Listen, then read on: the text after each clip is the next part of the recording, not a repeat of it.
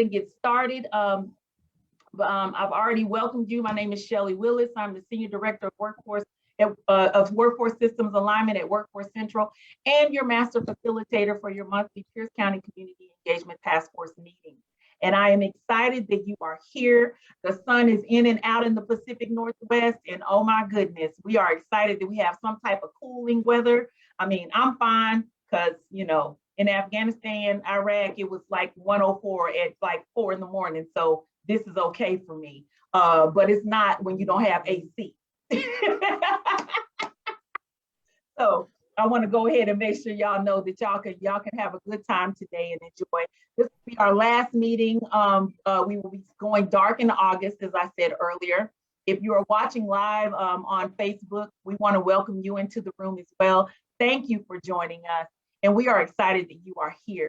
I'm going to hand it over to Jeff to do our land acknowledgements, and we will move forward in our program. And I just have to say, before we do that, we have some great presenters today. So I just want to can we go ahead and just do a round of applause, because I just want to preset this by letting y'all know we have some knowledge in the room. We have our COO, Deborah Howell, and we have Laura Harnick, the exec over at Goodwill. So we want to make sure Lori and Deborah have the best energy and platform to come on to talk to you today about redlining in HR. So this is a human resources conversation. So if you are someone in your organization who hires, if you're someone in your organization who actually runs your HR efforts, this is a great presentation today, because this presentation kind of gives you some historical context on where it comes from. Plus, it will also give you knowledge on what organizations are doing, like Goodwill or Workforce Central, to improve and change some of those things that historically have been, challenges in the human resources space. So if you're a human resources professional, get prepared for some questions and answers. I'll be calling on you, asking you questions as well, and really wanting to have a good conversation around what this means. And I want to set Deborah and Lori up in a great space so that they know that we're ready to receive the knowledge they want to share. So Jeff, I'm going to hand it over to you to do the land acknowledgement, and we will move on in the program. Thank you, Shelly. Good morning, everybody. Jeff Wolf, Community Engagement Manager here at Workforce Central. All right. We pay our respect to the elders, both past and present, who have stewarded this land throughout generations.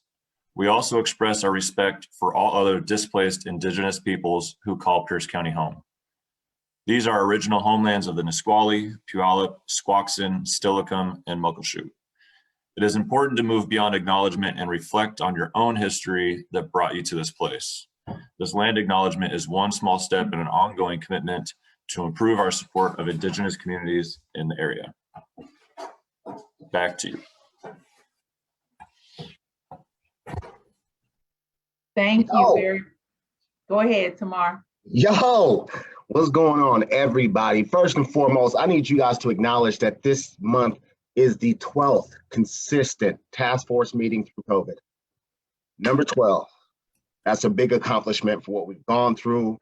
One of the other highlights today is a big daddy moment for me. My daughter is online. Sincere, hi, baby. She's actually listening. She represents Corsmo Construction, and she's doing her thing. So please welcome her with open arms. Oh, man. Oh, hi, baby. That's the dad in me. I'm sorry.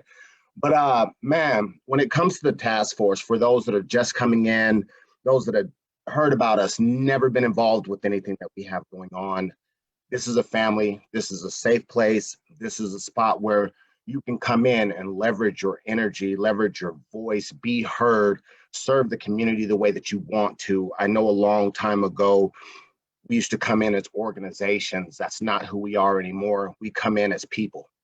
We come in as community members. We come in with passion, and that's what we bring to this table. All of us have something great to give. We just happen to have great organizations that leverage that talent and support what it is that we are doing. But we're here to support each other, move forward. I always sit and say, man, we are the new Motown. I truly believe that, because I'm wrapped around a lot of beautiful, talented people that all give each other their energy with the commonality of serving this community. So if this is your first time, please reach out to Jeff and myself. If you have not been onboarded with the task force yet, please reach out to Jeff or myself. He will make sure to get that link in the chat where you can connect with us personally. We can go on this journey together, because we always want to make sure that you feel like you are coming into a family and that your voice is heard. Welcome to the task force. Welcome to Loop City. And it's going to be a great thing. And outside of that, I'm going to follow what Shelly said. We have two amazing individuals. At what point in time do you get two CEOs and a COO in one conversation to come and talk and hang out with us? Y'all wouldn't have known who they were unless we actually said it, because they come as people. So I want to really thank both of them for giving us their time, being a part of this, man. I'm really excited to hear what they have to say as well. All right, exactly. So, I mean, on that note, before we go into our progress and updates from our leaders in our different groups, can you just kind of let me know in the chat if this is your first time attending? If it is, I'm you know, of course, I'm just going to forewarn you, I may call your name. I just want to know if this is your first time attending. Don't be scared. Just, you know, let us know if it's your first time attending. Sincere, your dad already outed you, so I already know I'm coming for you. All right, welcome. Is there anybody else on here? It's your first time? Coral Spickler, how are you doing? Okay, welcome. So real quick, Sincere, tell us a little bit about yourself, and then I'm gonna call on you, Coral, so get ready. I'm 17. I work for Corismo Construction, and I am in Running Start for TCC. So I'm still in high school. That's really it. Well, that's enough. We're excited that you are here, and Running Start is no, you know, that's no light feat. Okay, you know, you just decided to go to college and finish high school at the same time. Okay. All right. So, Coral, I see that it's your first time. Hi, good to see everybody. With Pierce County District Court Probation. Oh, we can't hear you. Oh boy. Okay. Okay. Is that better? That's much better. Okay. So great to be here, Coral, Pierce County District Court Probation. A lot of our clients have, you know, day-to-day life challenges, including housing, employment, et cetera. And we're really focused on that, as I'm sure Dominic and Andrew have shared. And we work very closely with Andrew at the Court Resource Center. And the more we network, the better to help our clients. So thank you all. Excited to learn. Thank you. And I think we have one more first timer, Andrew Gelstein. I don't want to jack that up, but Andrew. You got it right the first time. Oh, all right then, yeah. Bonus point. Yeah. Well, like Coral said, you know, we're working to you know, help folks get beyond the justice system, and doing it in a compassionate way, and really focusing on their needs and addressing barriers. The Resource Center was created to work in cooperation with probation and the community in order to do that. Community is huge. We have community partners that we're working with, and the synergy is just amazing.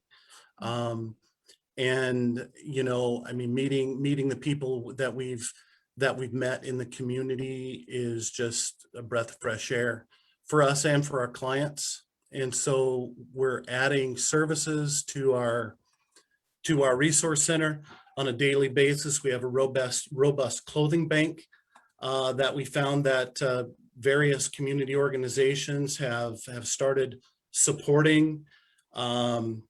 You know, we partnered with Eloise's Cooking Pot Food Bank recently and just started a food pantry in here yesterday. And, you know, it's just fantastic.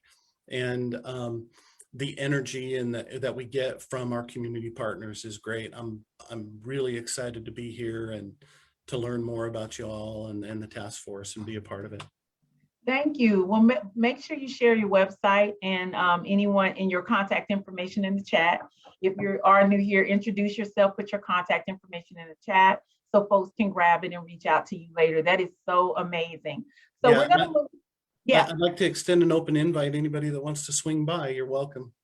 Okay. Yeah, The door, okay. Do you provide refreshments? I just have to ask that just for a caveat. You know, that's funny. Libation. Because Yes. that's my thing. We have beverages in the fridge. So, you know, hot coffee if you like coffee. It's amazing to see you. Okay, so I have a couple of people who have asked about some announcements. So what we're going to do is we're going to hold all announcements until the end. But until then, please feel free to put all of that in the chat. But we will come back around at the end of our task force meeting so that we can close out with your announcements or proclamations that you want to share. So thank you so much. I think I have Bob and Cindy who have two announcements to share. We're going to move on into our different working groups. We have the people's group that will be up first, followed by outreach. Outreach will be followed by organization structure. And then I think that's it. All right, well, I'm Amanda. I'm a co-lead for the People's Group. As far as announcements goes, not too much new on the EdPod side. With the Speakers Bureau, we are looking to bring on some more recruiters to our teams to help us schedule events. So we have a couple positions available for that. So if you're someone who knows everyone and is into everything, we want to talk to you so you can slide our name into a few places. So just feel free to send me an email. I will drop that in the chat for you. And I definitely look forward to adding you to our team. Other than that, I think the Speakers Bureau is pretty good on that front. Jeff, do you have any updates for I-5 Thrive? Yeah, absolutely. So I-5 Thrive is really just a group of us that are coming together on a monthly basis, trying to figure out how to be kind of the connective tissue cross-county. And that means leveraging contacts, resources, helping out people that are doing case management that are having issues. I know last month we talked a lot about when a case manager reaches out to parents of kids that are maybe not attending schools or have just kind of been truant and not getting any responses, received a lot of feedback and support on maybe how to do that better. And that's kind of what that group has evolved into, is really just a support group for the people and providers of the task force. So if you would like to be a part of that, let me know. We're also trying to leverage kind of contacts for jobs. So young adults that maybe don't have opportunities to trainings or apprenticeships, just trying to reach out and figure out how to get them that opportunity. So drop something in the chat if you'd like to be a part of that. Let me know and I can send you an invite to the next one. And just to piggyback on Amanda, the Speakers Bureau has a ton of momentum right now. She's been doing a fantastic job of really trying to find other speaking engagements and different things other than just traditional speaking engagements. We have a lot of things in the works. So I just wanted to give kudos to her because she's doing a fantastic job. So this.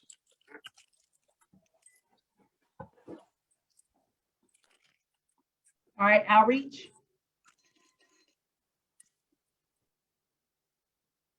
Okay, no updates. Jeff? I can jump in real quick if Courtney or Kelly or Sheila are not on, but I think a great deal of the focus on the outreach group last month was pulling together a collaboration for a cause, which was a drive-through event that we did. The outreach team came together over at Goodwill to present that and bring some basic needs for pandemic relief to the community. So I haven't got all the fallout on how well that went, but if it's anything like the previous events that we've scheduled over there, it went off very well. So I owe you guys more details and information on exactly how well that event went. Tim, throw me the lob. I got you. Oh, tomorrow, what you got? Alley-oop. Wow. So I definitely want to jump in. I know Tim wasn't able to be there for that event, but I'm going to take the lob and score on this one. So last month, June 30th, the outreach group successfully brought in collaboration for Cause 4.0, which is where we all come together to do a resource fair. It is not where we just hand out papers. We actually get together and do a lot of great things, great partnerships. This year, we partnered with the More Right Group, United Healthcare, Pills County Coalition, Red Cross, Coordinated Care, Metro Park, Tacoma Public Utilities, Multicultural Child and Family Hope Center, the libraries, both Tacoma and Pierce, and then also Pierce Transit. With that, we were able to, with our amazing volunteers on that team as well, we served 75 families. We handed out 118 adult bags that actually had socks, hygiene kits in it, resources from all over the county, whatever that looked like, we had them in there. We also had 50 young adult bags that actually had binders, books, crowns, paper, spiral, hygiene kits. We took care of them because we knew that that's what they actually needed. We actually handed out, because of a sponsor, coordinated care and providing $3,000 to fund these events, we were able to put out 50 gas cards from Fred Meyer. We also were able to put out bus passes that were donated by Pierce Transit as well. We had Tacoma Pierce County Health Department there that actually had a vaccination site. We do not have the numbers, but we had many of people getting vaccinated while we were handing out and cars going by. We had a young man sign up and get connected to get his GED. We had another young man come through and ask to join Job Corps again. And honestly, when I asked those young guys why they did this, they just said they wanted to be something. That was it. That was their reasoning. They seen us out there, they seen the opportunity, and they just wanted to change their lives. So outreach group, big up and a shout out to all of the volunteers. Lori, thank you for letting us use your parking lot as always. It was a great event, great success, but it took all of us to be able to do that. So that was from outreach. Sweet, great job, everyone. So organizational structures, we had planned to do a little gathering on some of the hottest days. So we ended up having to cancel it, and we will reschedule. But we do have a meeting this Thursday at 10 o'clock. So hopefully everyone who is interested in organizational structures will come along, and we will reschedule our in-person event just to get together and connect and grow some camaraderie and fellowship. Another thing that we want to look at is if the day and time works for everyone. So we're kind of just looking at making sure that everything is where it needs to be. Additionally, we will be talking about planning the summit for next year. So we did a summit this last year and a mini series, and we're looking to do that again for next year. And the earlier we plan for it, the better prepared we're going to be. So we'll be talking about that. And I just want to show T, tomorrow, look, I got my logo wear, I got my merch. So just so you guys know, anybody who wants to support Loop City, get your merch. You want to put the link in the comment section. Now everybody can look suave. Tamar, can you expand on that? Like, where does that go? What does that support? Yes, so thank you. I know Juliana's somewhere around here in the background, but she's also doing amazing things to our website. And we collaborated with David Combs at Shirt the City because our leadership, when we came in this year, they recognized that we needed something different. So we ended up talking our way into the swag shop. And what we wanted to do is support a Black-owned business that is in Tacoma. So during this whole time, we've been buying swag. We have supported Shirt the City through COVID, making sure that his business kept going and it is running. So on our website, the link is in the sidebar. You can go on there and order and just know that that is coming from the Hilltop area, that is coming from a Black-owned business. And they always take care of Loop City. They take care of this team, this task force, and they're always willing to do everything that we need to support us and make things happen. So yes, Carissa, the jacket looks dope, but until you can get the limited edition stuff, you know what time it is. Okay, so you've heard from the different leaders, and you wanna connect with them. One of the things that we want to reset, just especially for our first time attendees or for those of you who have not attended in a while, you know, the investment in something or the activities behind what we are doing fall within those three realms of those three groups. There are leaders at every level in each one of these groups, and there's an investment in driving community engagement and making it something that is normalized because it is so needed, and looking at it from multiple perspectives. So that is why it is so important that when you come to these meetings, it's not just to come to get information. You know, I always say, I use my family reunion analogy. This is not a family reunion. We don't get together, lie, and say we're gonna see each other through the year. We don't. We see each other every month. So what I want to encourage you to do, if you are not already engaged in any of these groups, I really want to encourage you to get active. Because whatever you learn here, you get to take that learning and you get to take it back to your work, to your job, maybe to your other social constructs that you're a part of, home. So there's many ways that whatever you learn here, whatever network and community you build here, you get to use that beyond just this moment. So it definitely is an ecosystem of change. It is constantly galvanizing voices, bringing in new insight from all levels. And because all of us are leaders, because everyone leads, it is important that we understand how to utilize what we learn and take that learning and apply it. And so when you come here, we want you to really think about, where can I bring my best and highest contribution? It is so, so, so important. And then also, do I want to be in a leadership role? Is that something I think that I would want to do? Could I lead an effort? Could I be a part of helping to organize, another collaboration for a cause event? What can we tap into that's going to get you to the next level as well in your own journey of professional and personal development and growth?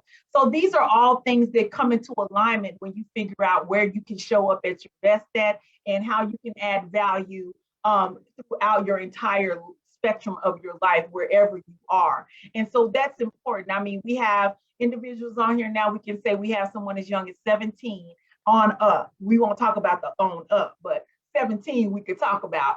And the impression we want to make on her is, we don't want to just be on here. We want to be doers of the work that we're challenging and charged. We've challenged ourselves to do. And understand, on a national on a national spectrum, this work is not easy, and it's definitely not for the weak and weary, but you don't have to do it alone. The goal is that you are doing the work collaboratively, so you don't have to get worn out, burnt out, hit that invisible wall of impact that you didn't see coming. So when you come to these meetings every month, there's a lot of work that goes on behind the scenes to bring value added information and content to you that is kind of along the lines of a theme. This year we have delved deep into diversity, equity, inclusion, and access. And because of all of our great contributors in that work, and for all of you professionals who actually work in that space, this has been a very tireless endeavor. And we want to make sure that we honor that, but we also want to make sure that, hey, when you get tired, I can help you carry that load a little further. So how do we go a little further? So what I want all of you to think about, whether you're new or you've been attending or you haven't been attending consistently, is how can I contribute so I can take the work a little further? Because every iterative movement moves towards a bigger transformation. And I'm excited about what 2022 is going to bring us. So I'm going to keep bringing that forward, because I think that I need, if repetition breeds habits, good or bad. I want to give you something good to always go out, leave these meetings thinking about, so that you can go back and you can challenge others to do the same and take what you learned and apply it outside of that. So that's really where I want you to think about as we transition now into our presentation about employer recruiting and onboarding. So I'm going to turn it back over to Tamar and to our great presenters today, so that you can definitely get fed some more. Right after they present, we're going to go into a Q&A session and some general discussion. So if you are an HR professional, please let us know if you do the hiring or you do the human resource activities in your organization. Let us know in the chat, because I want to know, if you have something that you could also contribute. I want to make sure that we call on you and ask for your input. So Tamar, let's take it. So. Hey, thank you so much, Shelley. And I do agree with you 100%. I think with 60 people being on this call right now, everybody has something to bring to the table. I think sometimes we just don't speak up, or we're not asked what we actually can do. But that's what we do here, is we just want to make sure that we support each other. Everyone has a superpower. Let's bring it to the table so we can continue to change organically and not forcefully, but be a part of this community. Again, I'm so excited about this conversation. You guys may have heard me say, over the last year, HR is the new redlining, and so it threw some people off, but it's understanding that it is happening. And so when these two amazing people said that they would talk about this, especially coming from their positions, it was an honor. So I'm so excited to introduce my COO, Deborah Howell, and very great friend that I'm getting to know more and more all the time, the CEO of Goodwill Olympic Rainier region, Lori Harnick. They are two amazing people. They are trailblazers, and they are setting the new standard of what this all looks like in our community. So welcome you both, and I'm excited to hear what you guys have to say. Thank you, Tamara. I think I'm going first. Am I correct, Shelley? Yep. Okay. Deborah Howell, I'm COO for Workforce Central. I'm very, very honored to be here. And you should know that I have offices next to these high energy people. I am not allowed to be in low energy ever when they are in my space, which I absolutely love. I'm going to take a minute and share my screen just to kind of go through my discussion with you today.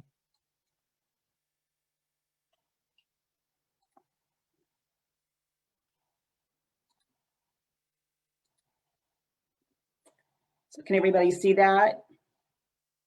Okay. So, Yes, you want to put it on presentation mode, Deborah? don't really know how to do that. Go up to the top where you have the box with the little. Don't worry about it. Menu bar where it says slideshow. Yeah. Yeah. Yes. Click on slideshow. Click on that. And then No, not new slide, just slideshow. Where is that? Sorry. It's at the No. top.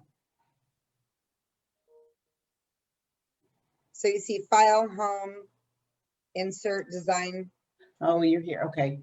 And No, so go if to- you go yeah, go further down across. at slideshow. Go across and it'll say slideshow. 2 more down. Go down 2 more. No, keep going. So, you know across. what? So it's actually blocked. I can't see it. Oh, okay, you why. can't see it. Never No. mind. Let's go. We're good. And you guys can see my stuff. I'm okay Yes, with we that. can see it. We got you. So Thank you. We're good. So when asked to do this presentation, I had to really think. I was in a conversation with someone who was talking about redlining in HR. And although I had heard the term before,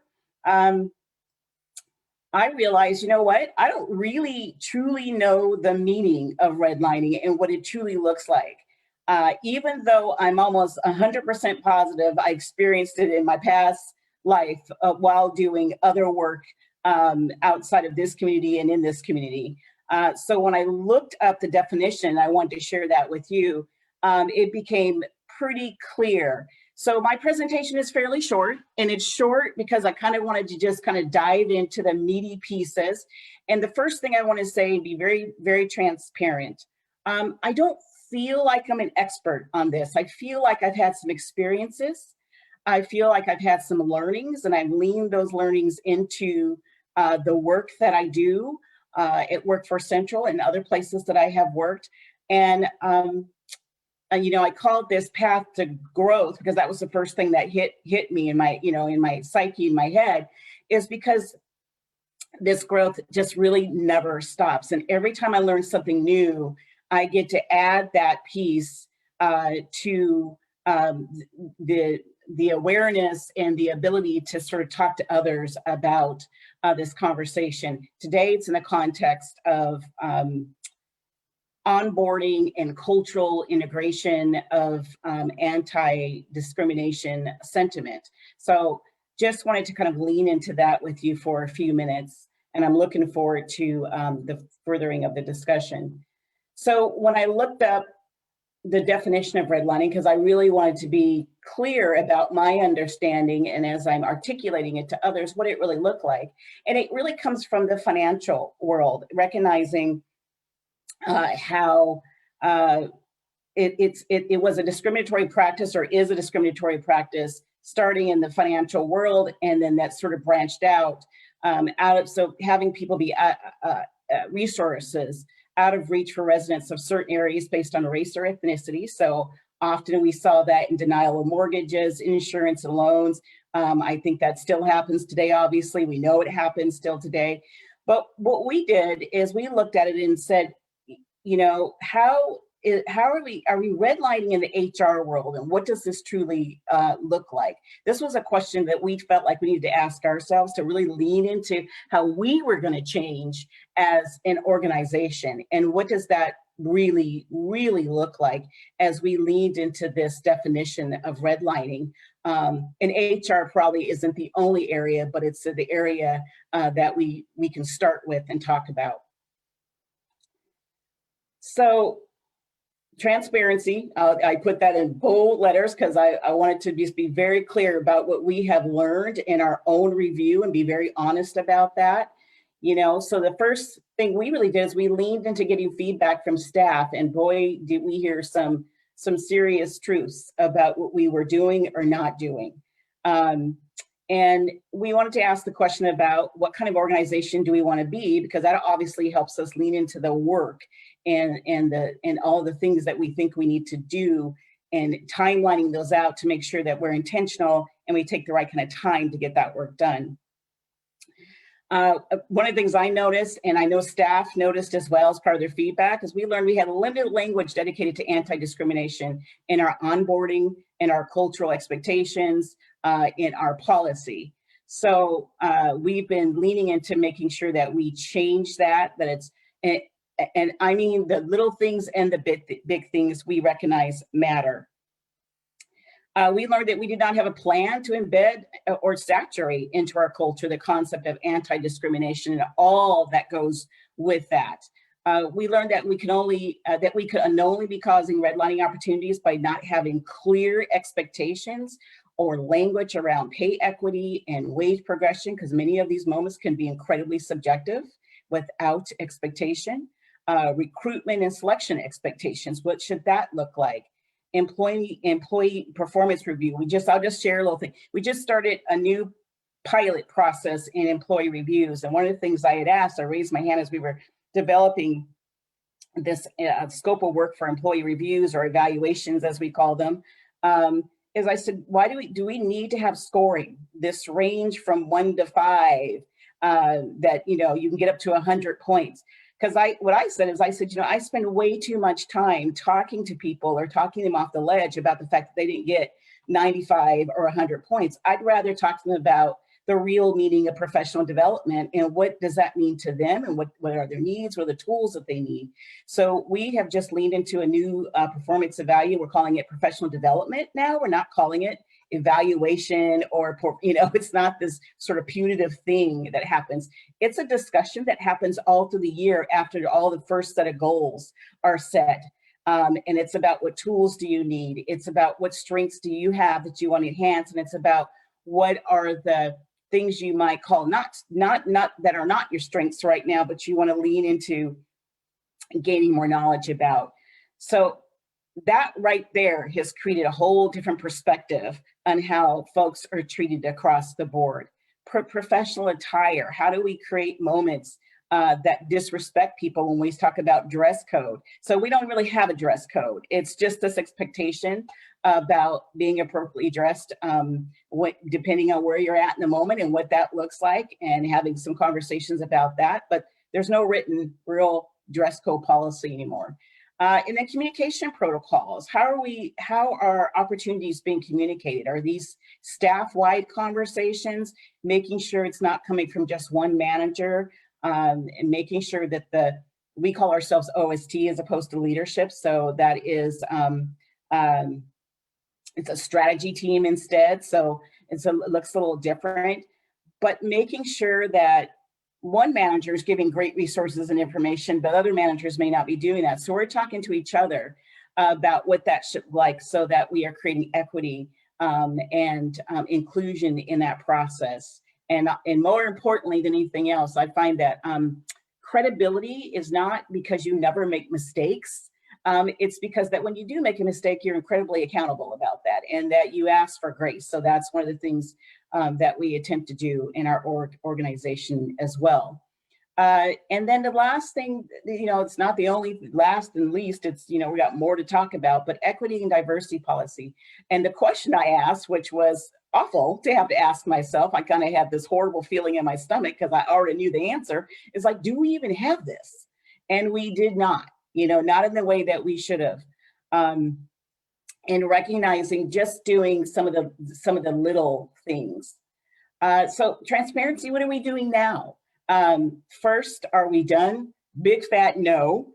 Are we complete experts yet? Another big fat absolute no, we are not, because every time I turn around and I read something or get feedback from a staffer or an outside organization or someone else, I have aha moments all the time, and then try to figure out how to lead it into the culture. But here's the good news. We're learning, we're constantly reviewing, we're making changes. I feel like sometimes at the speed of light, but slowing us down to make sure we're doing it the right way. So some of the things that we're doing is internal personnel policies. We've added language to hold expectations around anti-discrimination, which we didn't really have before.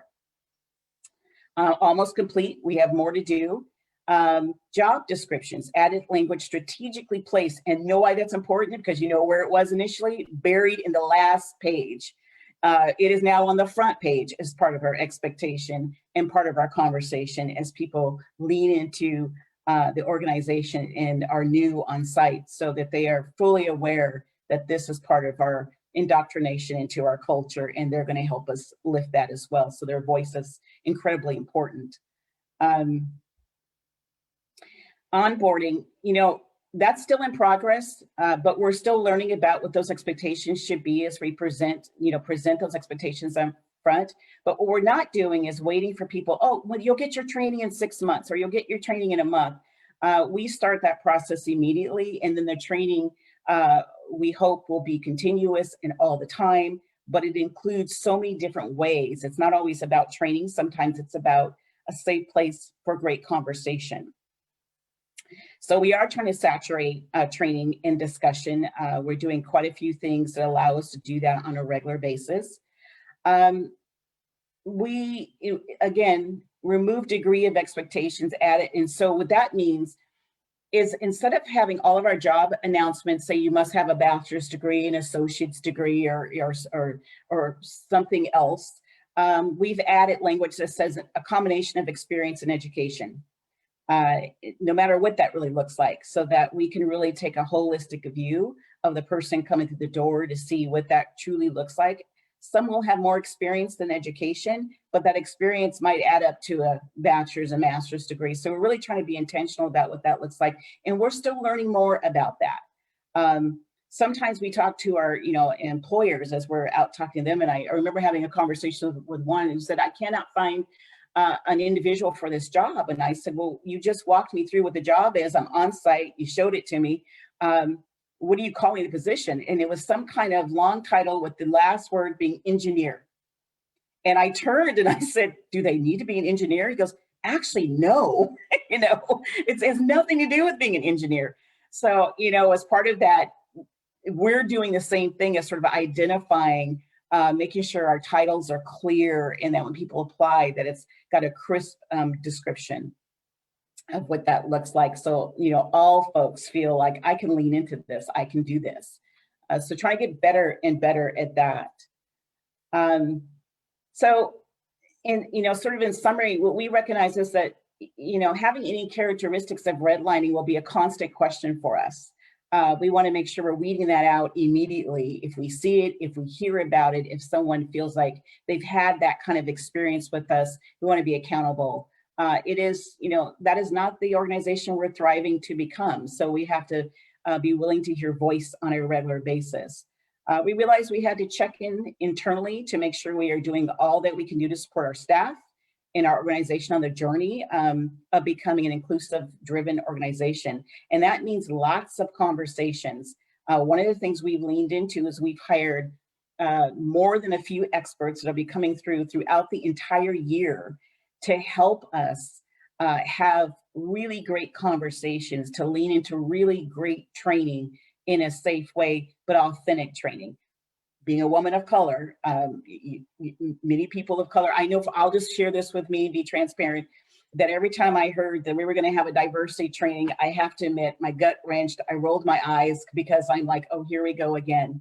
It's the same type of, training And I'm hoping we do something different. Well, we have found some brilliant people who have this discussion very differently, still making it safe, still making it authentic, but it's okay to be uncomfortable. And we're really, you know, I have a team of people who are super excited to have those kind of conversations and learning, and that I or other people of color don't have to be the teachers in that particular moment. We might share experience, but that's a little bit different than having to teach someone and feel like you're trying to change someone's perspective.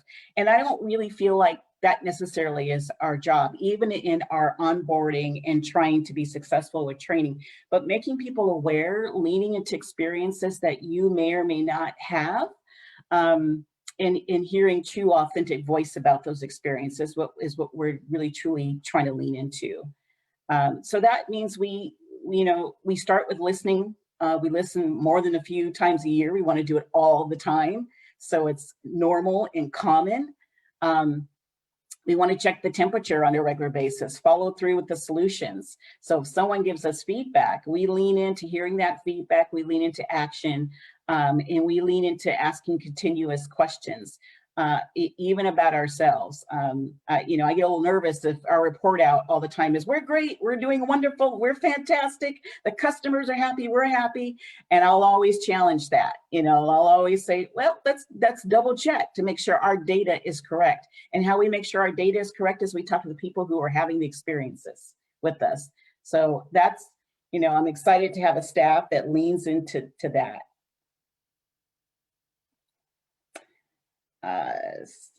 So our next steps and steps that we're currently doing is creating a safe, not always comfortable space for dialogue. We know that it's going to be uncomfortable sometimes, but we want to make that okay.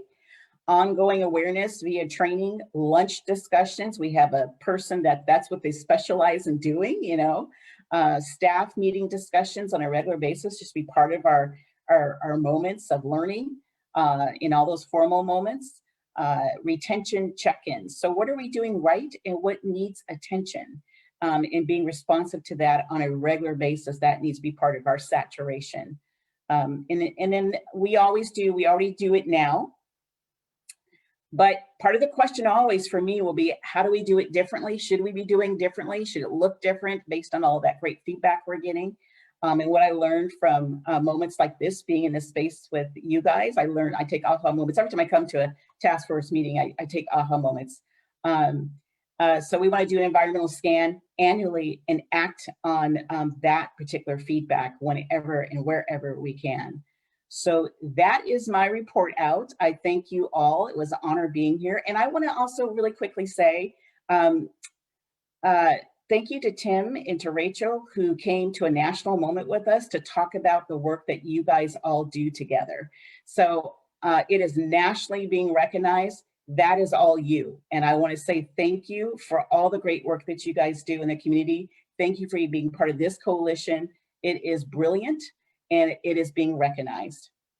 So the last thing I have is just my contact information. So after, if you have an aha moment early in the morning and you need to email me, please do so. I'm happy to answer any questions. Thank you very much.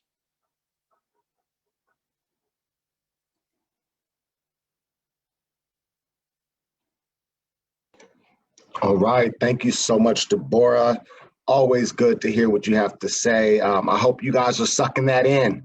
Take that with you. Those are nuggets you can take back to your organization. We ain't got no shame to show the blueprint because you guys are part of that blueprint.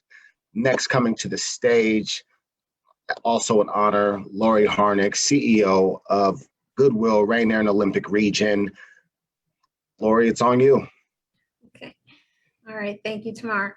And thank you, Deborah. Really great, great information and great thinking about how redlining applies to this whole area of HR.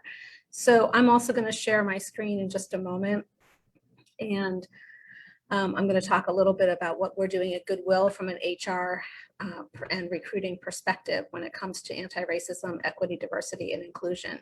But really glad to be part of this group. I joined this group tomorrow, I think it was last summer, so almost a year ago.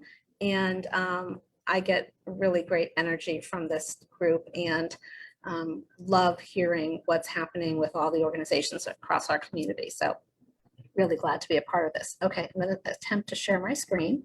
Just give me a moment. There it is. Okay.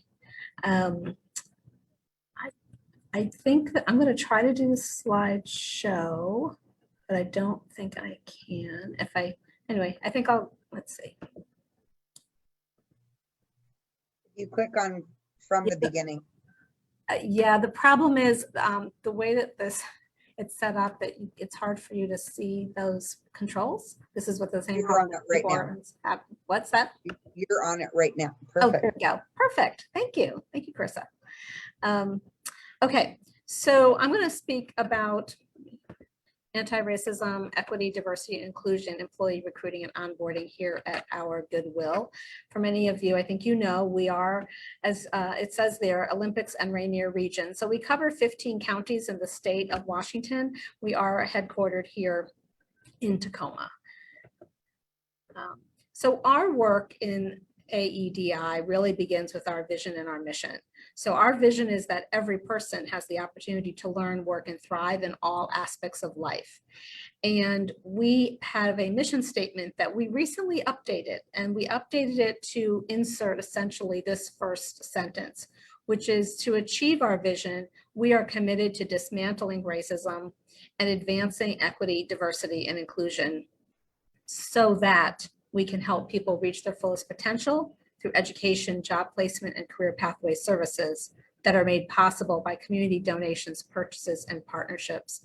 We've talked in this group about the work that we've been doing over the past year on designing and advancing on a journey to become an anti-racist and fully inclusive multicultural organization. And as we did this work, we said we need to make sure that is captured in our mission statement. So we have done that here. In addition to that, beginning with the vision and mission is our commitment. So we have a stated policy, our commitment to AEDI is that we are committed to creating and sustaining a culture of diversity, equity, and inclusion in our organization and across our communities. And this begins with an immediate focus on becoming an anti-racist organization that actively works to dismantle structural and institutional racism and condemns racist practices and behaviors in all forms.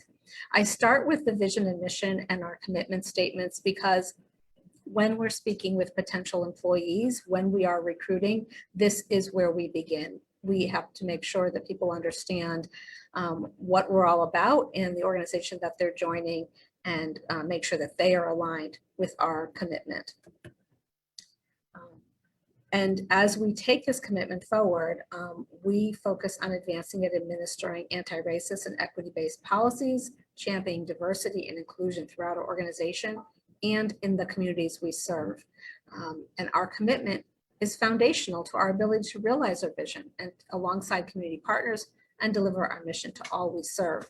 And that's why this focus on community is why it's so important for us to be part of this group and other efforts across our community to really address aggressively the racist systems and policies and practices that we unfortunately see continuing.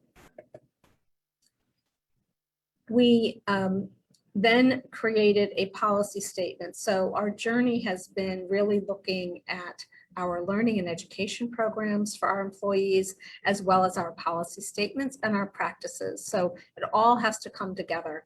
And in many respects, we felt we needed to begin with policy statements so that we were very clear. And here the statement is that Goodwill and its employees will advance policies and practices that condemn and combat racism, celebrate diversity, and advance inclusion for all. And where needed, resources will be allocated for implementation of these policies, and community partnerships will be encouraged for maximum effectiveness. The point about resources is very critical. And literally, I am working through our budget planning process for our coming fiscal year, which will begin in October. And we're asking ourselves, where are we going to put the resources to back the statements that we are making? This takes sacrifice, it takes compromise. It's important to find the funding to do what you say you're going to do, and it's not easy. As our policies are defined and communicated, employees will be responsible for upholding the policies and putting them into practice. At no time will we tolerate racist or any other discriminatory behavior or language in any form, and employees who violate this policy and all policies born from it will be subjected to disciplinary action, up to and including termination of employment at the discretion of management. This is the statement that, the policy statement that we make sure our employees know and understand and that we enforce. It's really critical that we are clear and that we do have enforcement and we carry it out. So that takes us to recruitment. So as we start to think about bringing employees into the organization, how do we look at recruitment and how do we look at anti-racism, equity, diversity, and inclusion? Well, from our perspective, it's critical. We serve a community that is diverse. We serve a community that unfortunately has racism and doesn't have enough equity. So if we are going to serve that community, we need to bring people in who are, one, going to support diversity, who are going to address racism, who are going to advance equity. It's really critical that our employees mirror the efforts that we are trying to make happen in the community where we serve. So we embrace our employee differences, advance and administer equity-based employee practices, foster inclusion throughout our organization. We extend the same commitment to our customers and our clients throughout our region. So today we're talking about HR, our people, our hiring, recruiting, promoting, managing, and so forth. But this commitment, this work extends to how we engage with our customers in our stores and with our students and clients who come to our workforce development programs. And we are very clear that integrating this commitment has to be present at all stages of the employee hiring process. So what that means is that all job openings that we have are posted across diverse groups through accessible channels, a variety of community stakeholders, including but not limited to organizations that focus on a particular disadvantaged group or disenfranchised demographic. This means that we think very hard about where to put our job postings, making sure we're trying to get them in front of the communities that we want to hire from. So this takes effort, this takes focus, but it is critical to actually finding the people who we want to join our organization. When it comes to our salaried positions, so these are not the hourly positions in our stores, but all of our salaried positions in all of recruiting efforts will continue until we have women, men, and people of color as candidates in the interview slate, or until we're confident that we have a diverse applicant pool. So what that says is we must have, if a hiring manager is bringing in people to interview with a panel of employees, that slate has to include men, women, and people of color, period. We will not have a slate that does not have representation in that way.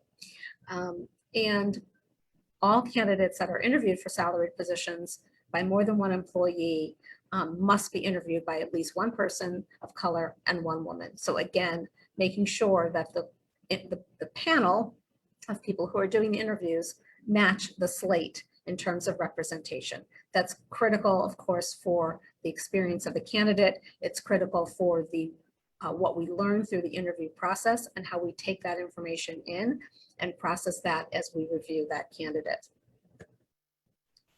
I'm going to say a moment about employee boarding sessions, but before I do, I'm going to go back to recruiting for just a moment to say that I specify here, these are for salaried positions. One of the things we need to do is think about how to make sure that we apply this policy to our hourly positions in our stores. So this is something we're looking quite closely at, is how do we take this even further throughout our employee base and across our organization. When employees come on board, we take them through a full set of training and curriculum. programming that really helps them with 3 areas. One, we talk about definitions. We, what is racism? What is equity? What is diversity, inclusion, bias, microaggressions, social justice? So there's an entire vocabulary that we work with our employees to say, we want to all make sure we're on the same page. We're starting from the same foundation of what do these words mean. We then have training that takes and creates scenarios. So how do you apply, if you are seeking to be anti-racist, what does that mean in a particular scenario that you might find yourself in a store? If you're an employee, if you're a cashier in one of our stores, what's the potential scenario where we're looking for you to make sure that you are acting in a way that is against racism, that is advancing equity, that is embracing diversity? Same thing for our offices, same thing for our operational and production areas. We take employees through a number of sscenarios, because if they don't see it, they don't have the chance to play it out, sometimes they just don't see it. And we want to make sure that we've got those scenarios really clearly outlined, and that we have clear direction as to how we expect that employees to behave and to act. And then role plays, then acting it out, role play what it's like with a customer or a client or a coworker, where you might have a situation where you're wondering, how should I act? How should I react? This is really, really critical to helping our employees really grasp the policies that I've talked about and help put them into practice. Because of course, policies are nothing unless you practice them. And the onboarding sessions that we have with new employees really focuses on that. And then we just work with them on an ongoing basis to say, how can you support our ongoing commitment to anti-racism, equity, diversity, inclusion?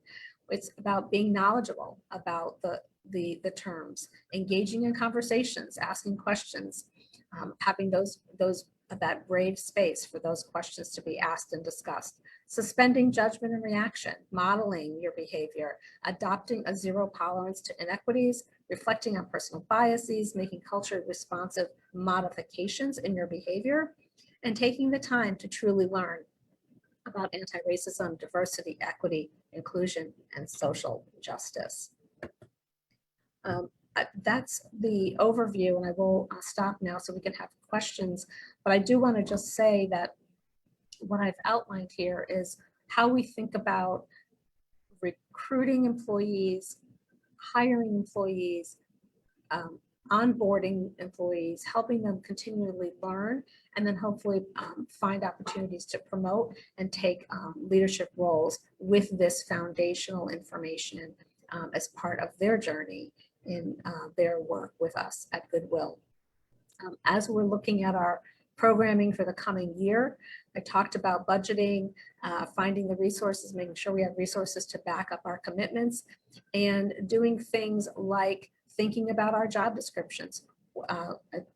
Deborah talked about that earlier. What's written in our job descriptions? Do we have accountability for anti-racism, equity, diversity listed specifically in all job descriptions across our leadership team at a minimum? So a number of things that we're doing, which I can talk more about, but I know I want to get to Q&A. So thank you so much for your time. Really appreciate it. Thank you so much, Lori and Deborah, both. You guys just brought just great knowledge and great information, really allowing other organizations, other teammates that are here to see what they can take back to their organization and to try to change what those cultures look like. And thank you guys both so much. I will let Shelly do what Shelly does. All right, so we're gonna just transition over, but before we do, I kind of want to do a Q&A session with Tim and Carissa around what you just heard. So let's just have a moment of reflection.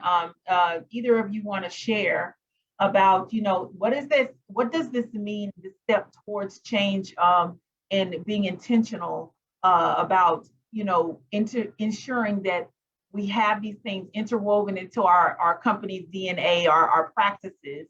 How do you feel that will change the perspective of current staff and employees in any organization? Carissa can go then too. Okay. One of the things that had me thinking a bit was, you know, in a lot of organizations, they're seeking out diversity, and that's kind of a hot topic for them, but there's not a lot of focus on the inclusion part. So if organizations can really focus on that inclusivity first and what that looks like, and then seek out the diversity, and that takes a lot of communication back and forth, and just being open and willing to be humble throughout. And you know, it's a learning experience. So as I was listening to Lori and Deborah, it just kind of really hits on that fact. Tim? Yeah, I think that's all fantastic information as well. I'm not an HR expert per se either, but a few things that stand out from my work at Sound Outreach and some of the consultative work that I've done with like maybe Pierce County Auditor's Office and organizations like that is just, you know, they're touching on all the right things, but oftentimes we say that you can't always change the hearts and minds of people. So, you know, let's shift our focus and start working on, you know, changing policies, and you know, and that kind of gets down to the brass tacks on, you know, really trying to make that organizational change that people can, you know, wrap their heads around and start making a big difference. But we too are doing some really exciting things around best practices and just making sure that we look at things through a diversity lens, you know, with every decision that we make in the hiring process. But I'd love, you know, I can't wait to kind of talk about some of these things in greater detail, because I jotted down a few things. You know, Lori and Deborah were very comprehensive on the information that they shared, but there are a few other things too that you know, that could use a closer look as well. Thank you. So I'm just going to throw it out there before we go into breakout sessions and general discussion. Is there any perspective, if there are any HR professionals or anyone who does the hiring and have participated in those activities in your organization? Do you have any perspective that you want to bring to the conversation? Any comments? Shelly, I did. Thank you. Hey. Hi. Yeah, I've served on several hiring panels, and I've often been either the only person of color or the only woman, or perhaps there have been others, but I've come in specifically with an equity lens. And I found that sometimes when you're involving people in the hiring process, that there is a power differential with the hiring manager being present. And so sometimes it's not just about having diversity on the panel, but really having an explicit conversation around empowerment to have divergent thinking, right? That might be different from what the hiring manager and others would be used to. But I think sometimes when we say diversity on the panel, that it automatically involves diversity of perspective, but sometimes that diverse perspective is subsumed into the larger group because that person represents a minority. And so we have to think about how do we support those and create a culture in which every person that is on that hiring panel has an equal voice and a perspective is valued, even if it is so divergent and different from the dominant culture in that room. So I think, you know, talking about diversity and equity in the process is really helpful if the people that are brought on to talk about equity and diversity in the hiring panel are actually empowered and that the hiring manager knows that. So just wanted to offer that. That's an excellent perspective. I love the word empowered. Sometimes, you know, we have to get away from treating anything that involves diversity, equity, inclusion like a box check, or that it has to have this perspective, this certain look and feel to it. Or it doesn't, you know, do we want it to be equitable or do we want it to seem that way? It's kind of like, I want you to feel like you're in a safe place, but you may not necessarily be in a safe place. Carissa has her hand up. Carissa? And then Cindy, I see Cindy. It's one of the things that has me thinking as well is, you know, the importance of onboarding and then re-engagement of your employees, that being a continuous and constant topic, but also considering, and I know this is a little outside of the box, but considering potentially some kind of dialogue with people who are coming and interviewing and may not have gotten the job, reaching out to them and finding out how their experience was. and getting some of that feedback, because I think sometimes we kind of just cut loose and then don't re-engage. But that could be some really great conversation as well. Yeah, that re-engagement piece is very critical. I love that follow up and follow through. So those words go together, follow up and follow through. I like that. Cindy, Dr. Cindy Caldwell. Yes, ma'am. Good morning, Shelley. Good morning. I love these presentations because of the concrete things that people can go back to our website and actually really take notes or take pictures of the slides and take it back to your organization and actually work on some of these very just concrete things that are easy to, not easy, but that they can bring in. The other thing is I've been on the other side of the interview table in the past several months with a couple of different organizations interviewing for DEI jobs. And it's been one organization in particular, I interviewed 4 times before I got to a person of color for a DEAI job. And that was only because the DEAI committee was involved in the hiring process on the 5th interview. And it was only the people of color in that panel that had the courageous questions that really pushed me to give some really hard answers. And so it just shows me how important it is to have both the representation, but also what Rashana said is that they have the ability to speak up and that their opinion's going to be valued. I was in an interview yesterday where everybody looked to the HR person, a white woman who was in charge, and it was like she had to give permission to everyone. And as a consultant, when I see that, lots of red flags are going up for me as I'm looking at stuff like that. The very first thing I look at is leadership involved? So when you look at Workforce Central and you look at Goodwill, and their leadership is so committed and so right in the middle of things, and Deborah talking about, I learn something every day. I have an aha moment. Lori talking about the energy she gets from the task force. These are people who are lifelong learners. That is a very attractive component to have in your leadership, and that they're involved and on the ground and doing the work and feeling sometimes the complete embarrassment and humiliation because you're like, oh, damn, I should have known that, right? But anyway, I'm just being on that other side. What Rashana was saying, I think is just so important, is that you can have a person of color on your panel, and if they're not allowed to speak, it doesn't, or if their opinion is not valued, it tells you a lot, both as a person interviewing and also as a consultant. It gives you a lot of information that they may not be expecting you to get. So thank you for those presentations. I thought they were dynamite. They're amazing. And I just kind of want to talk, we're about to go into our smaller discussion groups where you can have a safe space to kind of have some authentic conversation, and then possibly share what you discussed if you are willing. But, one of the things that I have learned, and I know they talked about this at the SHRM conference, diversity, equity, access, and inclusion is not really an HR function. It really should be its own independent thing, separate. So to Cindy's point, you shouldn't be leaning on your HR professional to get the yeses and the nos. You need to actually create a space in your budget to hire someone or bring on a consultant who's going to actually solidify and put processes in your organization help you create that position so that you hire appropriately.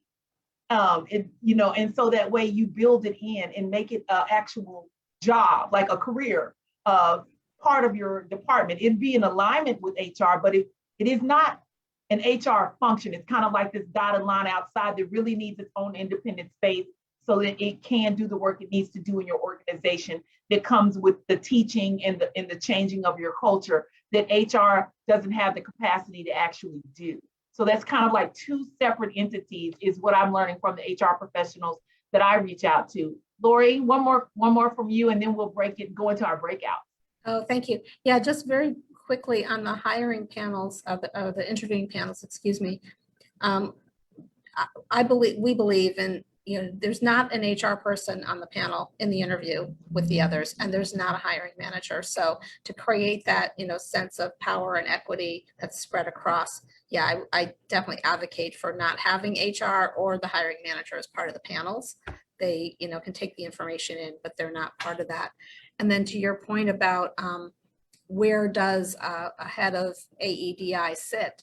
It's interesting. I went on a journey with that because a year ago, we decided we were going, well, maybe a little less than a year ago, we decided we were going to have a position to lead this work for us. And initially, I thought about it being reporting to our chief people officer. And in fact, I looked back on his commitments for the year, and it says hire and onboard a head of AEDI. And I thought, once we started the process, I thought, no, that's not where it goes. So that position reports to me, and it works on integrating AEDI not only into everything but how we do everything that we do.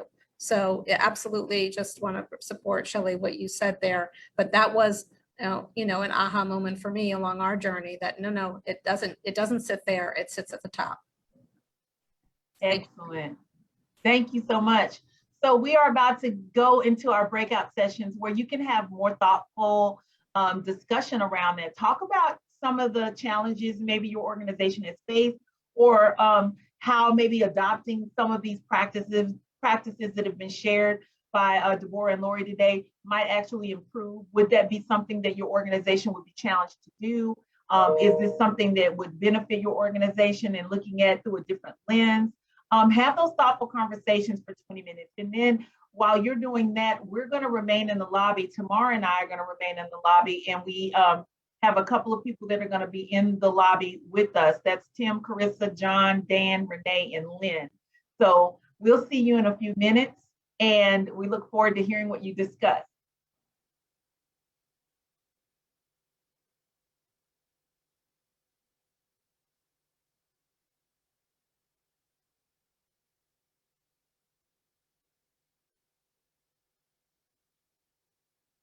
All right.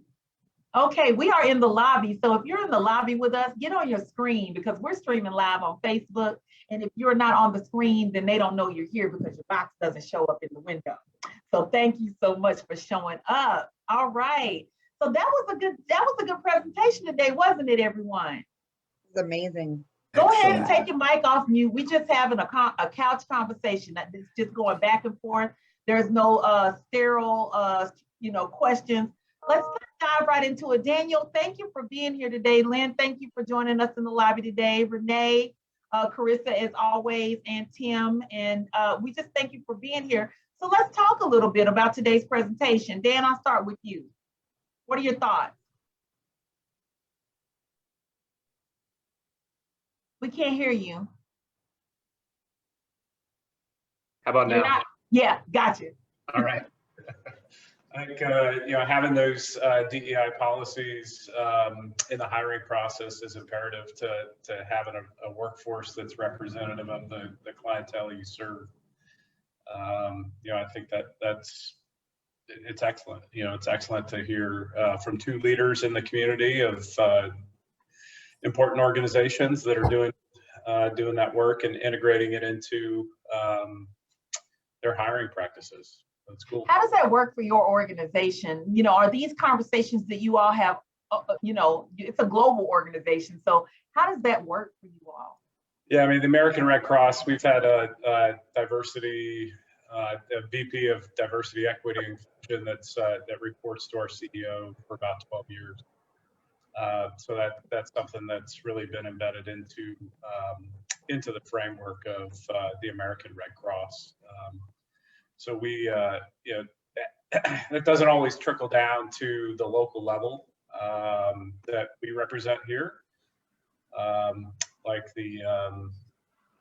our local chapters or regions. Each region operates a bit independently and is expected to adhere to some of those practices, but it doesn't always happen. So. All right, thank you. All right, Renee, talk to us a little bit about your organization and how this has impacted the work that you all do. Sure. Well, hello everybody. I'm super happy to be here. I've talked to some of you individually, and I've been watching some of the Facebook live streams of these meetings before joining. So I'm really excited to be on this side of the live stream today.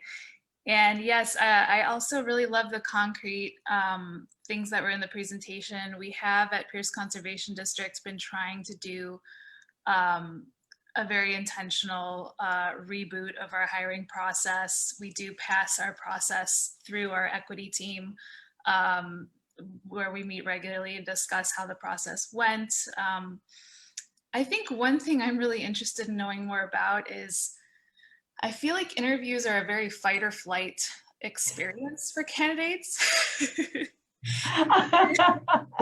And I think, like, given all the power dynamics and all of the issues, like with race and power that we have just in day-to-day life, even in the office, but just in day-to-day life, like, that's going to be accentuated during the interviewing process.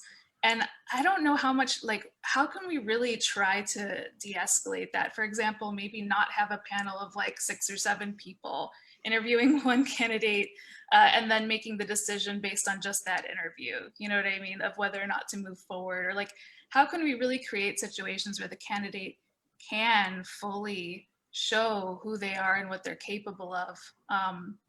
Something in the presentation about using the word engineer, like when engineering wasn't necessarily, I feel like there's some skills too that we're looking for in candidates, and we're looking for them to describe them, but like our questions might not actually be giving the right space for candidates to be able to show.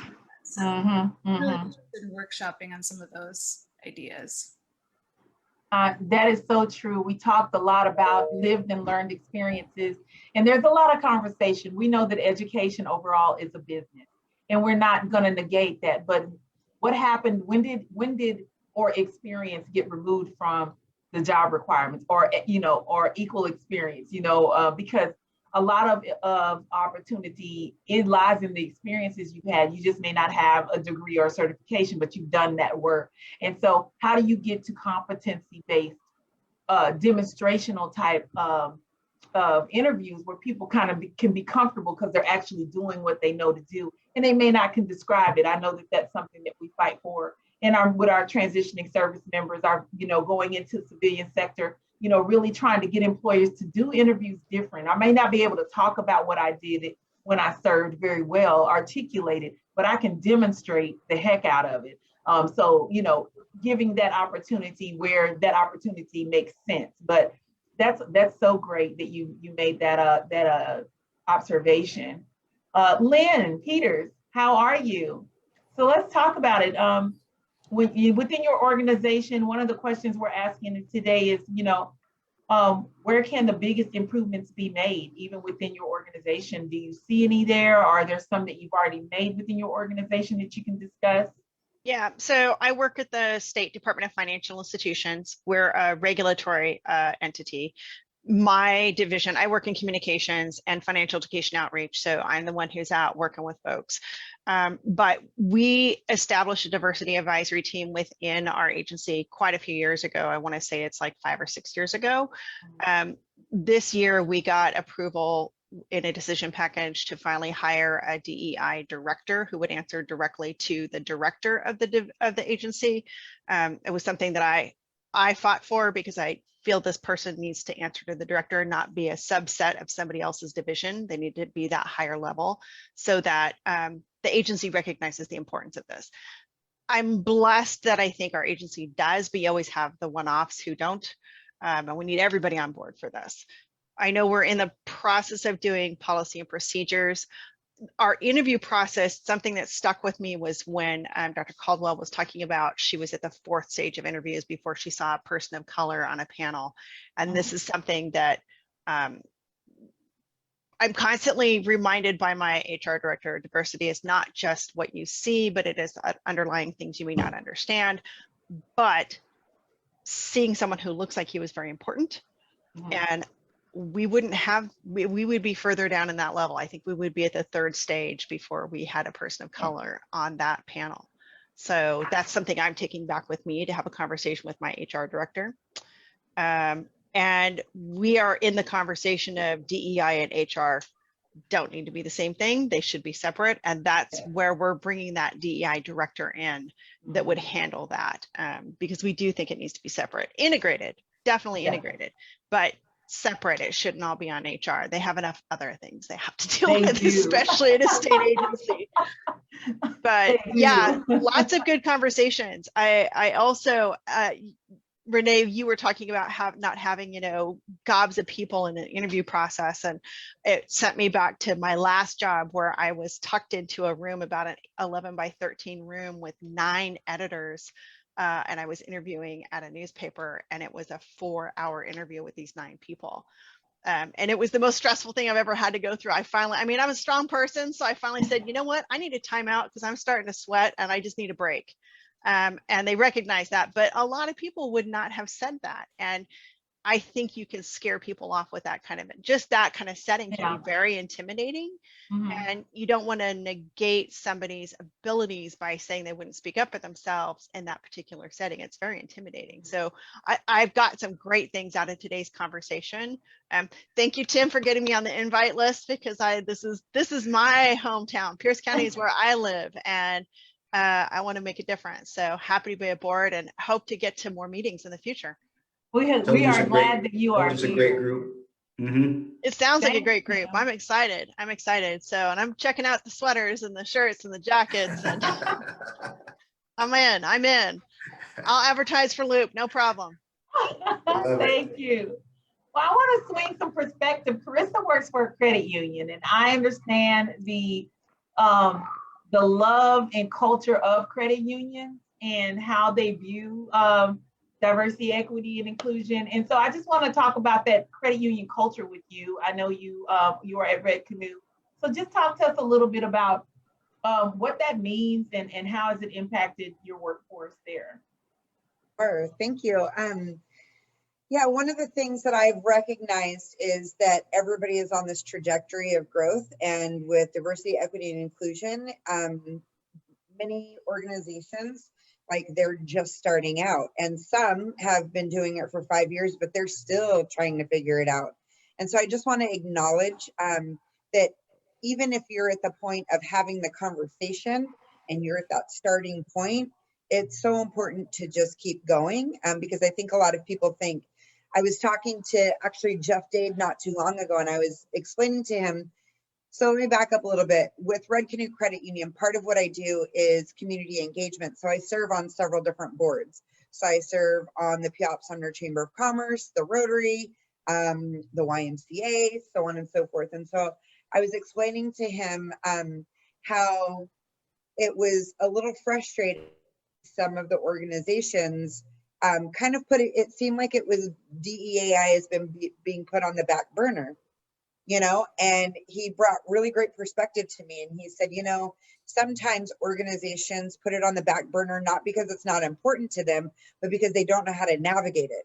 So it's like, well, let's put it on the back burner for a second until we figure out how to navigate it.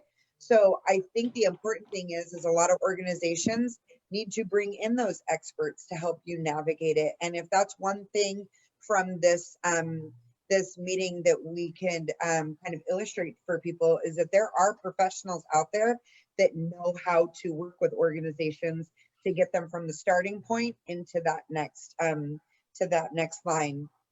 One of the things that I was really proud of Red Canoe for doing this last year was looking at our vision and mission statement and really seeing how we could modify and change that vision and mission statement. And how they decided to do it is, we want to be the most impactful credit union in the communities that we serve.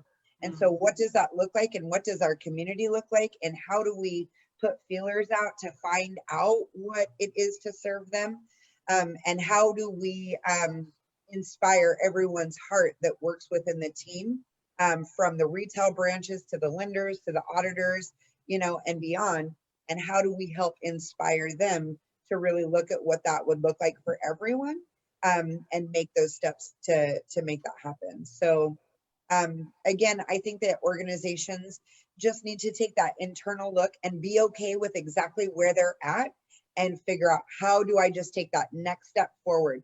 Let's not worry about what everybody else is doing and where everybody else is at to make us feel like we're not far enough yet. It's about just knowing where you're at and take that next step, and then be committed to continuing to take those steps forward.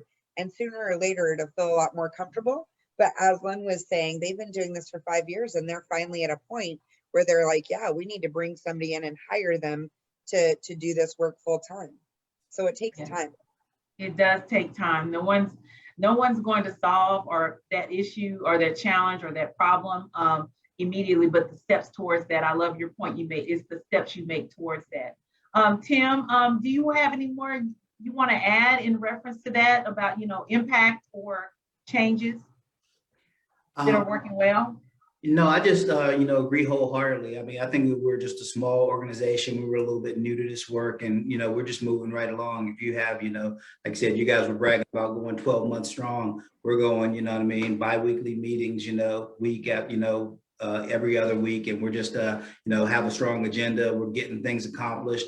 I really lean on the support and the guidance that I get from Pierce County Community Engagement Task Force and people that they're putting me in contact with. So whenever I need advice or information, like I said, we've just kind of put this thing on our back and we're moving forward and making great progress. So I'm just proud of the work that we're doing, and just it's a learning process. It's not perfect, doesn't have to be perfect, right? As long as you are making great strides to make your organization more, inclusive. I know, I definitely understand and know that. So Tamar and Jeff, I know you had, before you came to work for Central, you had businesses and things that you were doing, and you have a huge strategic focus or foresight. What is your take on the conversation today? Sure thing. And I still have one of the businesses, and one of the things that I'm really, really proud of is our team there, and just the diverse culture and how much we lean on our lived experiences. Whenever we've hired, that's always been kind of what's in the forefront is the experience, and just trying to understand kind of where they're coming from versus, an education or a certification or that type of stuff. And so, I just think we're really, really proud of the team that we've built there. Even going into bringing in interns, interviewing our interns before they start with us, because we want to understand where they're coming from, and because it's a fit. They have to feel like they're integrated into the team. And so that process is even unfolded. And luckily we found an intern right before COVID that fit really, really well with our culture and kind of his interests. And so then when COVID kind of derailed that a little bit, we actually hired him on, and he's still there, and he just graduated, and we've got to watch him go through getting a car, getting a bank account, getting his license, all these different things, and now graduating, and we've kind of taken him under our wing and helped him go through the whole thing. And it's just been, I just think that type of stuff is what small business, especially in Pierce County and kind of everywhere, but that's what it's made of, is integrating people into that culture and just helping them learn. And so that's just something we've been really proud of. I love that. There's a word with the opportunity piece. I'm going to transition real quick. I'm going to come back, Tim. Tamar, when you talk about that opportunity and the impact of these changes that organizations are working towards making, creating that opportunity can mean everything. What are your thoughts? When we talk about creating the opportunities, I've got to see it lived, organizations that are saying, we can't be the same that we were yesterday. We have to be different. We have to look differently. So, when you guys seen my dad moment, when I got to say hi to my daughter, in a meeting for us, she didn't walk in with skills, but they're wanting to teach her those skills, because her set that she came in with was, I want to learn. And a lot of times I think we don't look at that as an asset. I want to learn, just teach me. And the value becomes completely different, because now I want to stay with your organization. I want to learn more about your organization. And I know Shelley touched on something earlier. What does the pipeline look like within your organization? And I know that's something that a lot of organizations now, we're working on that. What does it look like as a high schooler coming to knock on your door and say, hey, Miss Lynn, I saw you guys out there, but what does it look like for me? I only have a high school diploma. Or Mr. Daniel, what does it look like? I have a certification, but is there a spot for me within your organization that I can grow? And if I can grow, how long till I can sit at your table or at your seat? So really recognizing that sometimes just showing up to say that I want to learn is an asset to an organization, because honestly, it helps you internally on how your teaching practices are. Jeff and I have spoken on this many of times. What does it look like? Do organizations have where they can actually teach internally to get that person to the next level? And I think that that's something that a lot of organizations are looking at now. How are we teaching value internally to raise someone to the next level and teach them everything about our journey and what it looks like to be a professional? Because we all don't come as professionals. We come with energy, we come with grit, but with the right organizations, we are taught to be experts in what we do. So, a lot of great conversation, and I'm excited to see these changes continue to transform how we look at our community and how we engage and invite them into these organizations to continue for them to stay and live in Pierce County without chasing money, because now they're being educated in opportunities that they have at home and in their own communities. Because of the intention. Tim, you had some comments earlier? Oh, and I was just giving my good friend Jeff Wolf a hard time. He said they found an intern who was a great fit for his organization. And it made me just think about conversations that we keep having around fit, with interviewers who are looking for people who fit into the organization. And instead, we should be looking for people who add to that culture, right? Because, you have to be careful that you're not doing what some people call a beer test or something like that, to say, this is somebody I'd love to have a beer with, but, and they're kind of in that search for sameness. And it just takes away from, adding, piling on richness and diversity to the work that you're doing and everything like that. But I know Jeff knows, I was just giving him a hard time. Maybe we need to find a word, acronym for FIT. Maybe there's something we can do and apply that to our diversity, equity, access, and inclusion hiring practices. This has been a really good conversation. And if you're watching on Facebook or you may be watching this later on, we hope that you found value in some of the things that were shared today, and that maybe, just maybe, you can reach out to some of our professionals who are in attendance, and just, it's really good to just kind of find out, where are you at in your journey? Where's your organization at? What does it mean to embrace a diverse workforce, and how in the world can you really shift the narrative or the mindset? A lot of that has to do with generations. A lot of that has to do with some learned experiences. So I'm so glad we've had this conversation. Okay, I see you, Renee.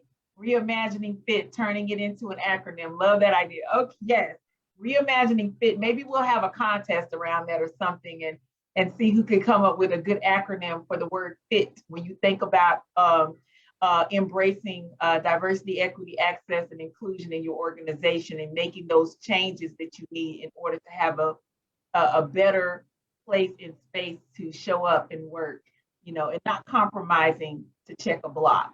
That's the thing. Talent matters. FIT, which is going to be an acronym at some point, matters. So we'll figure that out. I don't know, Renee, we'll have to connect. Welcome back, everybody. Thank you for coming back. So who wants to jump in and talk about what you talked about in your rooms? How many rooms did we have, Jeff? I believe we had 6. Okay, we had 6. Okay, so I'm just gonna randomly pick a number. Who was in room 4? Anybody want to share from group 4? They may not know which number. Y'all may not know. So how about this? Just share. Who has something they want to share about what they received out of their moment, and not my usual suspects? So Amanda can't talk. Dr. Cindy can't talk. I want some of our other attendees who come to share their perspective on some of their discussion.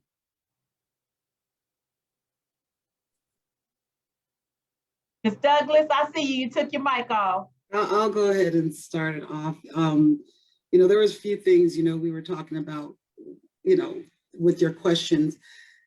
you know, what's being done and how is it working out? Well, with my and Rachel's company, you know, this is new for us. So like I was telling them, you know, we really haven't gotten a lot of, you know, results yet because it hasn't been put in place long enough. But, you know, the bulk of our conversation was, you know, how your last question. And I was explaining to them that, you know, I was asked to speak to some kids about, you know, coming into the construction industry and, you know, that you can make a good living if you don't see yourself going into education after high school. But I was explaining to them that I don't feel like I can talk to those kids until it's changed in the hiring, you know, rules of these companies. Because yeah, we can tell them all of that all we want, but if they run into a hiring manager who only hires people that look like them, then I just don't feel like we're setting them up to succeed. So I feel like my path is going to be working on the management side when it comes to hiring. If they are not on board, then why are we telling these kids how great it's going to be if they're not even going to get in the door? But that's the kind of, you know, discussion that we had in our group. That is a great point and very authentic. And it all comes with the process of the conversation of building from within so you can reach without. Really like that. Thank you. Thank you so much for sharing. Does anyone else want to share?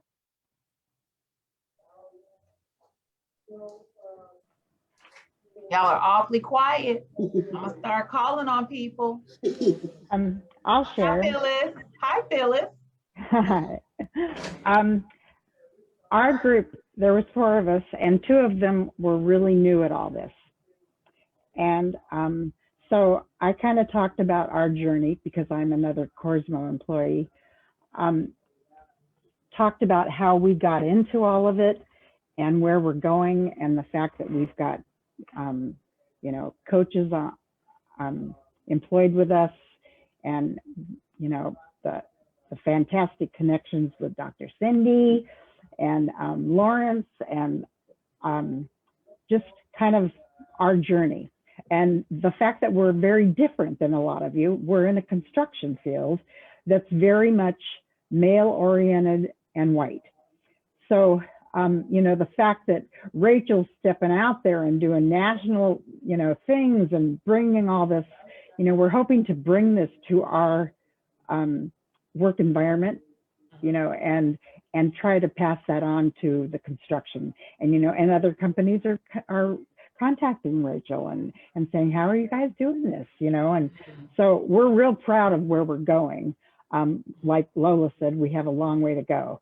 But one of the important things that we also talked about, because of the newness of the people in the group, was how important networking is, you know, especially for women, you know. So the fact that we're on this task force, you know, I'm sure that most people would agree. Anyone that says something that sparks something within someone, reach out to us. You know, we're happy to share our experience or our support, or you know, other networking people that you might find as a better fit. Thank you. I have one more. We'll hear from Sheena Clark, and then we will be wrapping up with some announcements, and then Tamara and Jeff and I will close. So Sheena, you were voted in. I was voted in. Okay, so I was in a room with Cindy, and then Sam and Joanna from Workforce Central, Lori and Andrew. So, and Suzanne, sorry, Suzanne. And we just kind of talked about how it feels, on one side, it feels organic, and that's a good thing, that there are hiring practices in places and you see people that look like you, and there's a good amount of diversity there, but there's not a lot of conversation around it sometimes. So it just feels like it's happening just as it happens. And one of the things that we talked about, like striving for, was being a little more intentional and having that accountability piece added on to it. So creating those spaces and those organizations maybe within our companies to make sure that we're intentionally having the conversation. So it, you know, even though it may feel organic for me, that may not be how it feels for everybody else. So being able to, you know, really see that, yes, you see people like you and it's very diverse, but this is why you see that. And, you know, this is what we're trying to do intentionally to get there. Just talked about that, and it was a really good conversation. A lot of takeaways. Thank you. Thank you so much for sharing. All right. I'm glad that we had this conversation today. And I just want to say thank you again to Deborah and Lori for being courageous and amazing leaders and sharing their organization's journey and perspective. And it's not about being like the expert in it, but it's just a part of doing the work and being a part of the growth moments in your organizations and the roles you play as mentors and leaders in your organization. So thank you so much for sharing your knowledge and experiences today. So we're going to transition over. I know I have Bob and Cindy who had 2 announcements they really wanted to make. So I'm going to start with Cindy first. She had a very important announcement, and then Bob will let you make your announcement or reminder for your event right after Cindy finishes. Thanks, Shelley. So yesterday I attended by Zoom the Pierce County Council meeting, and one of the things on the agenda was to pass a proclamation that July is Pride Month in Pierce County. It's already that way in Tacoma, but not in Pierce County. And it was an open forum so that the public could speak, and it just got really ugly. It just, people still feel very free to say that queer people are abominations, that we're unnatural, that we don't belong in polite society, we don't deserve equal rights, somehow we're special because we get a month. And it was just using the Bible, weaponizing the Bible. It was bad and it was hard to hear. And there were also many people who supported us, and it did pass. But it's always just,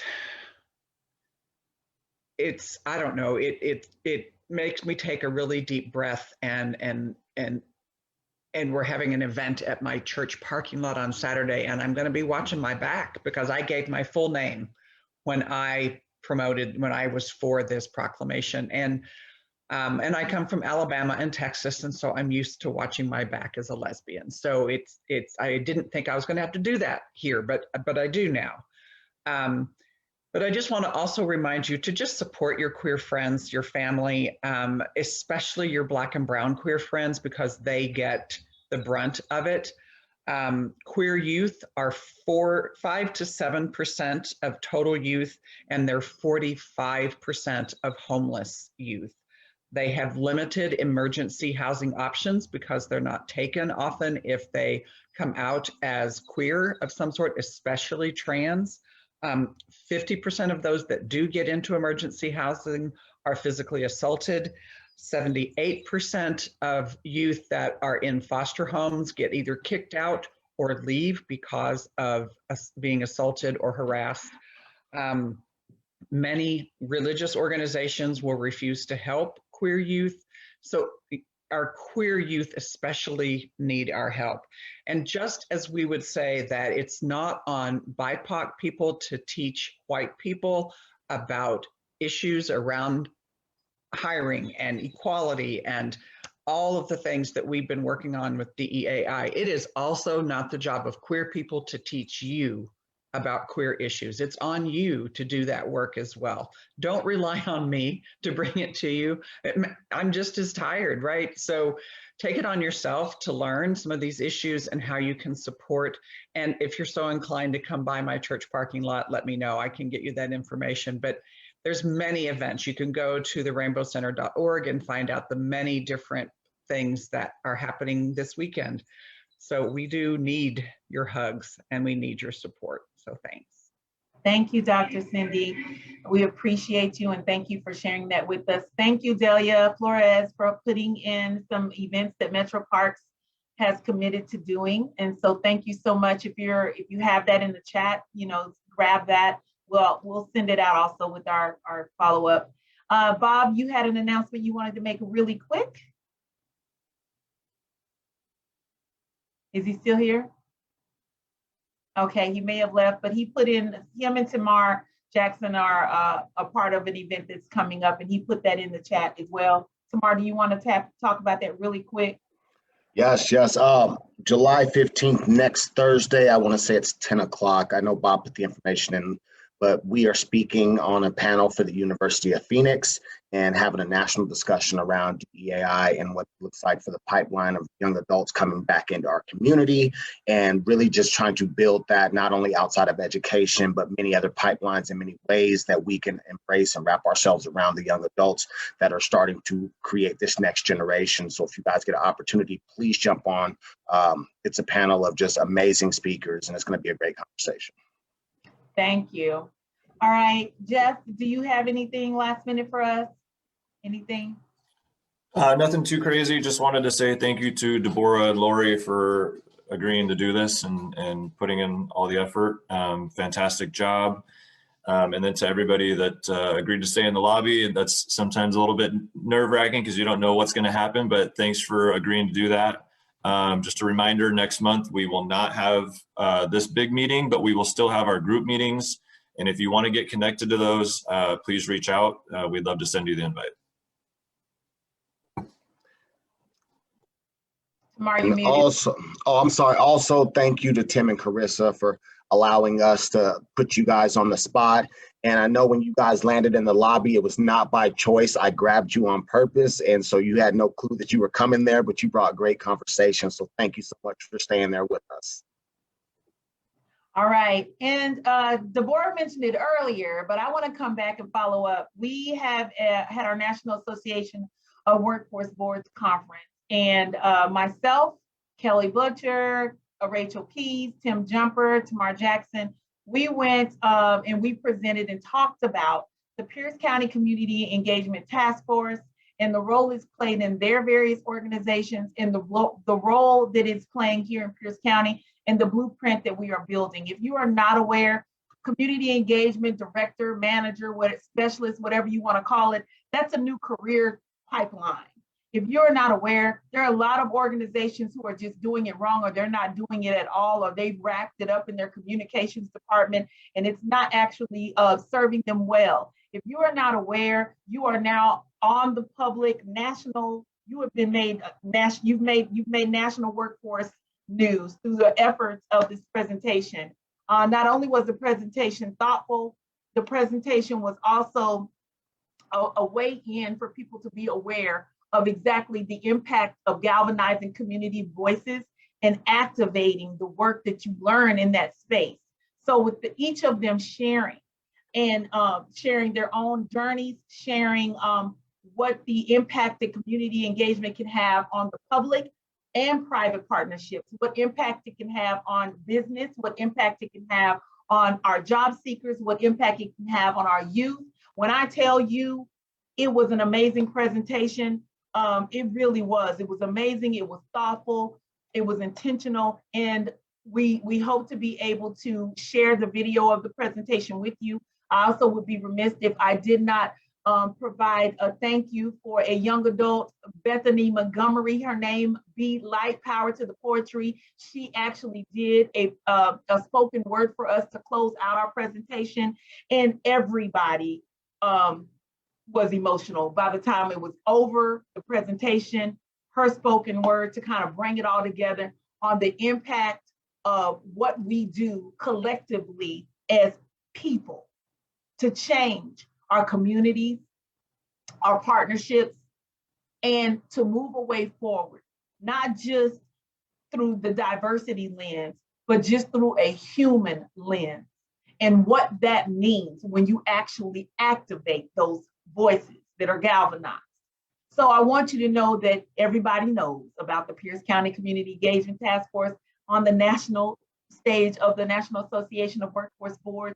So knowing that we were able to take that message to a national stage and present and have Tamar, Rachel, Kelly, and Tim share their stories, their intent.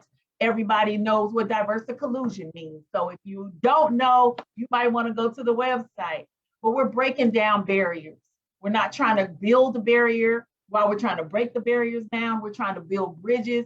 And you have to ask yourself, am I the barrier or the bridge? Is my organization the barrier or the bridge? Are we giving opportunity? Are we looking at both lived and learned experiences? What are we doing and how can we change? And know that a seed planted today does not bear fruit tomorrow. You plant that seed, it takes time to grow and create and manifest what you want to see in the future. Nothing grows the next day. So you want to go from good to great. You have to do the work as an organization, but it starts with the individual. I want you to understand that we are so appreciative of all of the things that you've done and the work that we continue to do to move this work, workforce development work, community engagement work forward. And then now that there are, we have diversity, equity, inclusion directors, we have community engagement directors. These are 2 new career pathways that were not there before. Now they have a name and we have alignment.